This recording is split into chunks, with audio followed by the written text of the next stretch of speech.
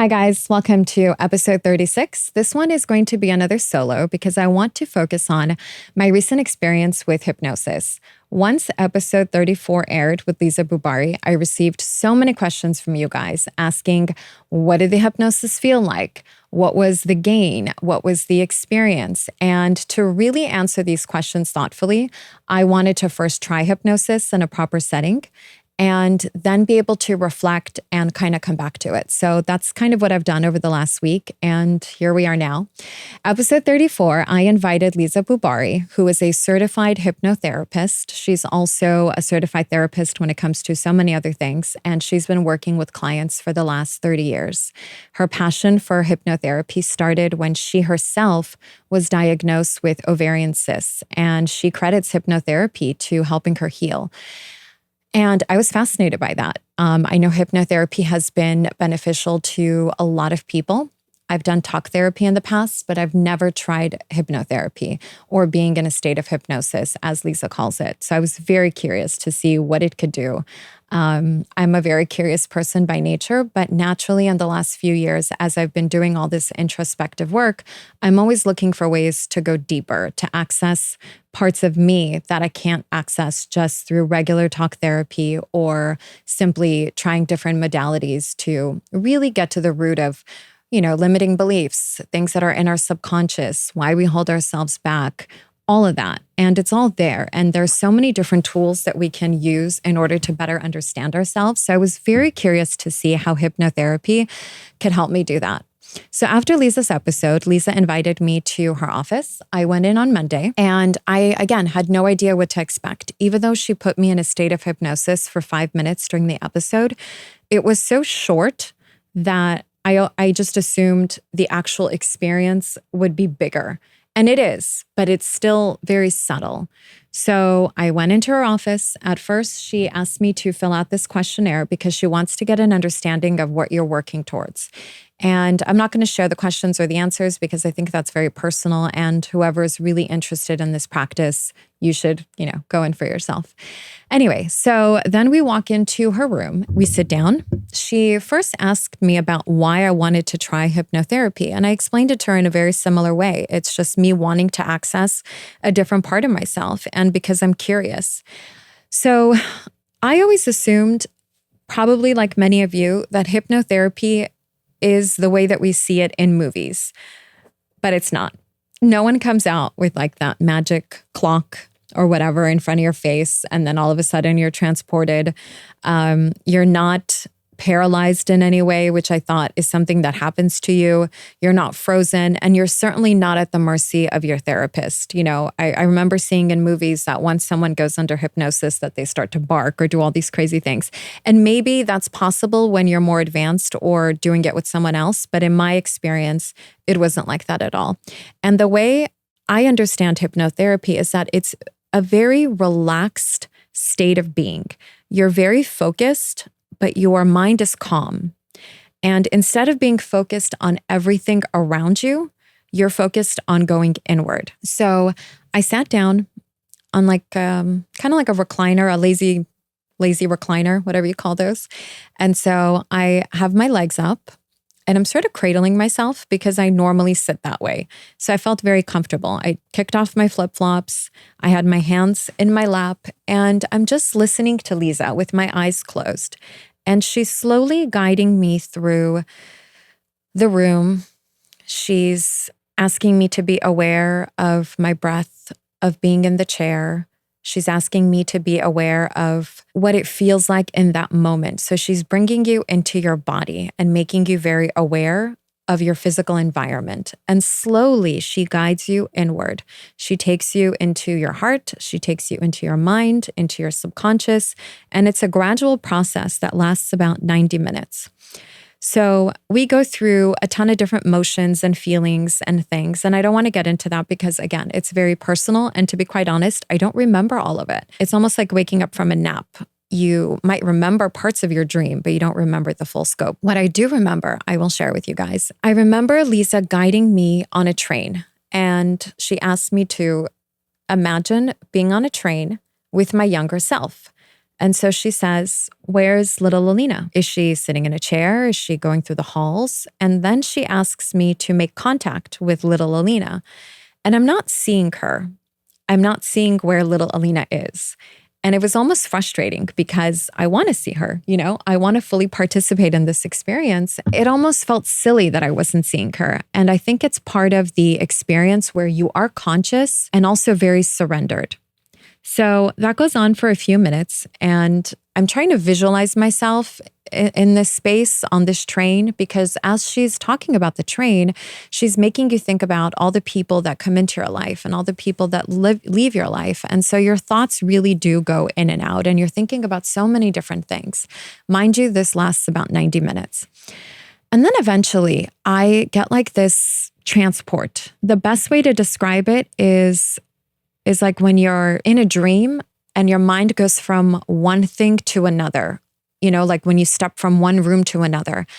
I was all of a sudden transported to being 11 years old in Glendale and inside my aunt's house, my mom's cousin, along with my mom and my aunt and my older cousin.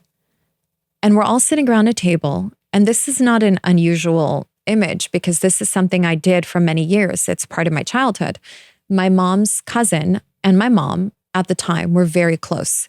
So maybe once or twice a week after school, I would go with my mom to their house and I would just be a witness to their girl talk.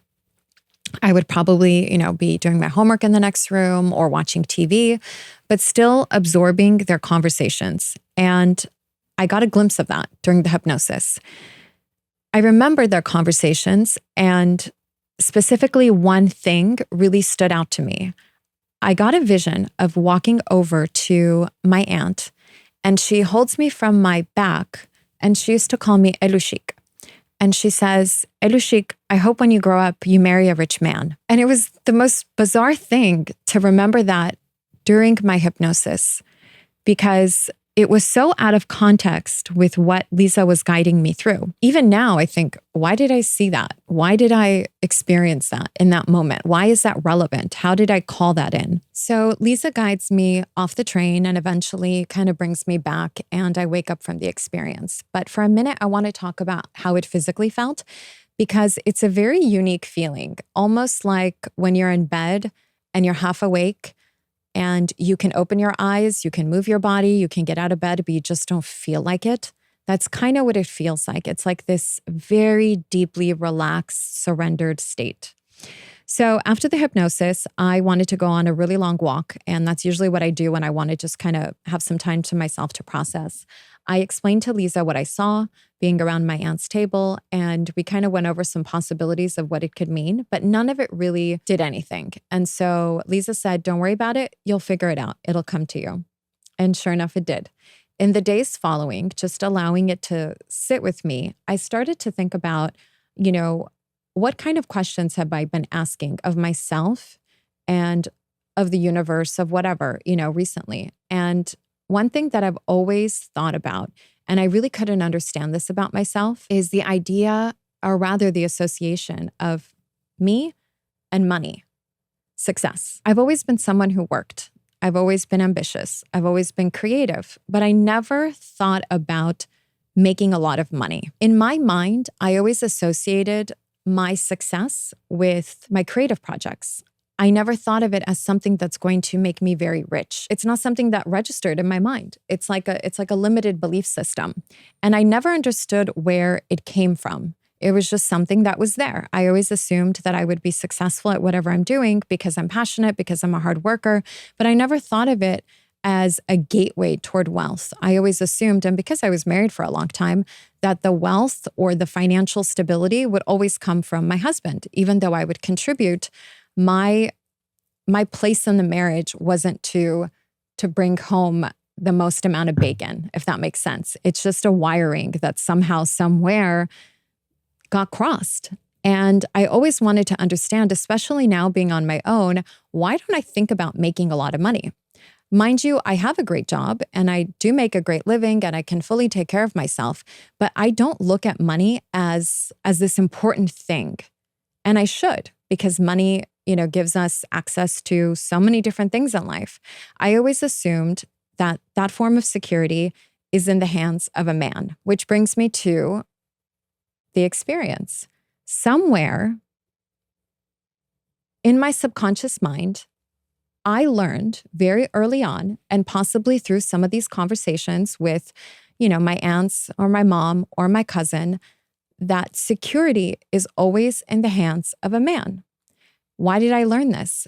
It came from their subconscious as well, because these are all post-Soviet women. Their mindset is very much built on survival. They have that scarcity mindset. And so when my aunt pulled me over and said, I hope you marry a wealthy man someday, she wasn't saying it to instill this gold digger mentality in me. She was saying it out of love because of what they've gone through, being immigrants, moving, uprooting your lives, seeing your husband struggle, seeing yourself struggle. She just wanted me to have a softer life. So I love her for that comment. And I remember now, I've heard a lot of those comments and a lot of those conversations as a child. And when you hear something enough, when it's really repeated over and over and over through the years, it becomes ingrained. It's part of your psyche, where you almost start to believe that you are not the person who's going to free yourself from this financial burden, but rather that is always going to be the job of a man. And your job as a woman is to support him in that endeavor. It's like I'm still trying to make sense of it, guys. And I don't think I'm unique in this situation, because a lot of you, I'm sure, have sat around similar tables, have heard similar conversations. And the interesting thing is society reaffirms it. And it certainly was reaffirmed for me, that belief system, over and over again, because I'm pretty sure I heard similar conversations at my friend's house. I'm pretty sure I heard similar conversations watching movies and romantic comedies, or things that we pick up on just living in this society. Social media confirms it, right? We always place the idea of wealth with a man. And so these stories, whatever it is, if it gets said enough, and if you believe it, then it becomes part of your blueprint. And we start to make choices in life based on that. We always think, I can do this, but this is my limit. I always knew I wanted to be successful, but thinking about reaching a certain level financially was never something I thought about, because I always thought that I would outsource that to a man.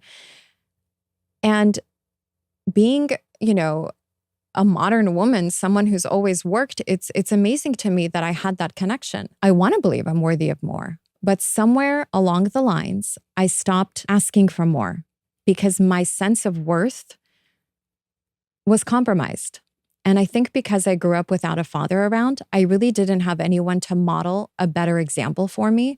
So this very innocent comment going back 30 years got so ingrained in my psyche that I never believed I could earn a lot of money for myself. I always believed there's a limit. That's not for me. It's almost the equivalent of climbing Mount Everest, It's like, why? Why do we do this to ourselves? Why do we believe these stories? Because it does limit us in so many ways. And I started to think back to other times in my life where I've been offered a job and this was the salary. I was very quick to just take that amount, to take the first offer. Why not? Why not go back and fight for more? And then I look at how this might have shown up, in my marriage, because when you accept a certain dynamic in a relationship where your husband is the main breadwinner, you want to do everything to support that ideology. You want to be his biggest cheerleader. You want to put him on that pedestal, because you also are getting so much from being chosen by this person, by a man who can take care of you. And if you are consistently chosen by this person, well, it ups your worth, right? So now I am worthy because I am being chosen by this man who can take care of me. It goes back to that original sentence, I hope you marry a wealthy man. And let's just preface this by saying I didn't marry a wealthy man, nor was that ever my intention. I met my ex-husband when we were both kind of figuring ourselves out, and everything we achieved in life, we worked for together. And the reason why I think this came up for me now versus I don't know, 10 years ago, is because when you're going through a time in your life where you're so focused on your becoming, you're focused on your evolution, you're focused on healing, and also peeling back the conditioning and your core belief system, you're so primed for this type of, aha moments. And I needed to see that because it really explained to me and perfectly illustrated some of my oldest memories and my oldest, connections to finances, what I can do as a woman, and how much I'm going to need a man in my life. So, right now, being a woman who is on her own, I have to go back and rewire all that if I want to be someone who can completely take care of herself without a man. And I'm doing it. But why am I not taking myself to the next level? There's a block there. And that's what I asked Lisa when I went into the hypnosis. I said, I want to understand where my blocks are in life. And as much as I want to learn to receive from other people, because I have this very, I can take care of myself attitude, there comes a point where I'm also sabotaging myself from asking for more, for reaching for more, because something in here along the lines really learned to say, that's not for me. That's for him. Security is not something you can give to yourself. Security is something you have to wait for a man to give you. So this whole notion makes me think of upper limits. And this is something that's talked about in the book, The Big Leap. We all have upper limits. And an upper limit is like this glass ceiling or this threshold that we place on ourselves when it comes to anything in life. It could be your happiness. It could be success. It could be money. It could be anything in life. You create a subconscious upper limit for yourself where anytime you are about to go beyond that upper limit, and in my case, it's like finances, right? Anytime I'm going to pierce beyond that, it's so uncomfortable that we find ways to subconsciously sabotage ourselves because we don't know what that would be like. And it's almost like we're not allowing ourselves to feel that. We're not allowing ourselves to go there. This can infiltrate even in our relationships. When you meet someone and everything is going great, your mind now all of a sudden starts to look for evidence of it going wrong, for the other shoe to drop. Why do we do this to ourselves? Because somewhere along the lines, we learned that love is not for me in this way, or this kind of person, or this amount of happiness is not for me. So I'm going to bring myself back. I'm going to look for the negativity. I'm going to stay safe. I'm going to stay in my comfort zone. And I know we all do this in one way or another. They also were women I idolized because of their beauty, their charm, the way they would, hold their little skinny cigarettes and have Armenian coffee. It was all very magnetic. So anything they talked about for me was taken as a truth. Because I idolized them, I looked up to them. So think about all the people in your life, like your parents or people you saw on TV that you idolized. What was the messaging that came from them that has played a role in your life and how you define what you're capable of and what isn't for you? So when I take this piece of information, of course, I don't look at it as a whole truth, but rather it's just something to think about. If you want to transform in some way, if you want to evolve in some way, then you have to take all these little things and realize, how can I rewire my mind? How can I flip the script? How can I go back and change that conditioning? Because that's when you really get behind the generational trauma or the generational conditioning that we're all exposed to. Especially if you come from an immigrant background. I am limiting myself in terms of how successful I can be, in terms of how happy I can be, and to just be open to it and stop thinking that that's not for me just because I didn't grow up that way.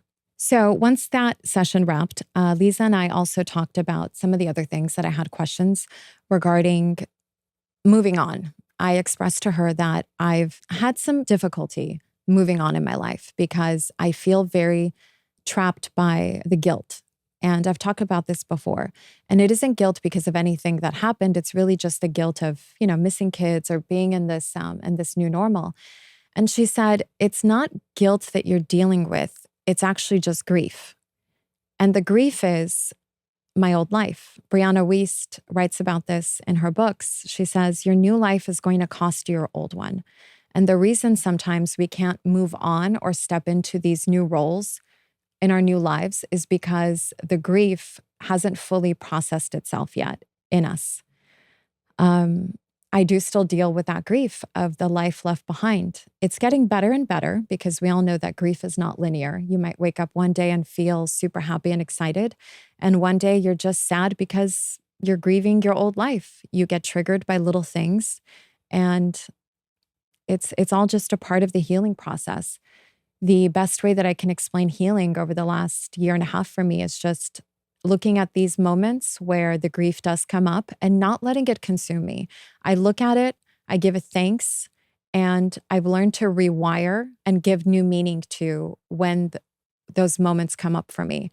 So instead of focusing on, I'll give you an example. This weekend, my kids are with their dad and they went to Laguna. And so I saw a photo of them at the beach. And typically, if I were to give into the feeling of grief, I would look at that photo and think, well, why am I not there? And then the mom guilt will kick in. Why am I not there with them? Why am I not experiencing this moment with them? And you can very easily go down that rabbit hole. It's addictive, right? Pain can also be very addictive. But I have learned to assign a different meaning to those feelings. When they come up, now I look at it as my kids are having fun and I'm happy for them. They're having fun with their dad and I'm happy for them. And that's it. And I leave it there and I move on to something else. And sometimes it really is just you coaching yourself out of these moments to have a new understanding and a new appreciation. And that's how you move forward. You just have to paint a different picture in your mind. And I have to say that even just that one experience with hypnotherapy was pretty profound for me, because it brought me this realization. And whether it's big or it's small, it's changing something in me. And it's this consistent practice, I think, that helps us evolve eventually. You just have to always be committed to looking within and going out and just living your life, because you have to witness yourself. So now that I understand this little thing about myself that I probably never really thought about before, I am twice as eager not to go back and do consistent work to looking in, because I think there comes a time where you have to stop searching and just start living. And so now I feel even more excited to put myself into situations where my worth is going to be tested. And I want to see how I'm going to show up with this new information. I want to see how I'm going to push myself to achieve things that I maybe never thought was possible. Now, with no man in my life who's going to carry me through something, it's all on me. That's a scary place to be, but also very liberating. And it gives you this momentum to try things. So I'm excited, and I'm excited for what's to come. It's like life is just a process of self-mastery. And the more we can give over to understanding ourselves better and then taking that and applying it and being a witness to ourselves, it's like, life just becomes so much more interesting. So anyone who is interested in hypnosis, I highly recommend it. Look into Lisa, and also go and listen to episode 34 if you have not done so already. You will definitely take something from that. So in conclusion, there's a quote by Carl Jung that I really love that says, "Until you make the unconscious conscious, it will continue to dictate your life." And there are so many things you can apply that to. And it really is all about making the unconscious conscious, bringing it in front of you and not being afraid to look at it. And in a way, not being afraid to look at yourself. What are all the areas in your life where you have held yourself back because of limiting beliefs, because of these core beliefs and stories that we have played out in our minds over and over and again, and stopped ourselves, stayed in fear, stayed stuck, didn't push ourselves, even though we know we can do it. So ask yourself all those questions. Who would you be before the world told you who to be? How would you think? What would you go after? Who would you be with before all of that? And peel it all back and see what's there. Thank you so much for tuning in to Breaking Through with Alina Abervian. For our community to grow, please like and share, and also leave a review on this episode. Of course, you can find me on social media and let me know what you'd like to talk about in future episodes. Nothing is off limits, so let's have some fun.